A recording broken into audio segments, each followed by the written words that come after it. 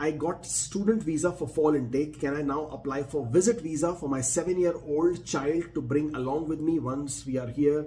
Will apply for study visa. Is that advisable, or can he go to school for free as a visitor? Okay, so the thing is, you have been approved for fall intake. You have an approved study visa, but that does not give you a study permit yet. You get a study permit once you have arrived in Canada and you've started studying. Then you can apply for your spouse to get an open work permit. You can apply for your children to get study permit. Now, if your child is already 7-year-old and if your intention is for your child to be in Canada, and that is what you will be stating, that you want your child to come with you, then you should apply for study permit, not for visit visa. Visit visa will not be approved. Study permit would definitely have a high possibility of approval after you have your own study permit in the first place. Now, the fact that you have an approval, based on that, you can apply. Of course, there is nothing that stops you from applying, but definitely not a visit visa. Visit visa will have a low chances of being approved, but a study permit possibility, yes. Technicality is there. You can quote your application approval details and you can also let them know why you didn't apply together and why you're applying separately. But the better option would be to apply once you have your own study permit.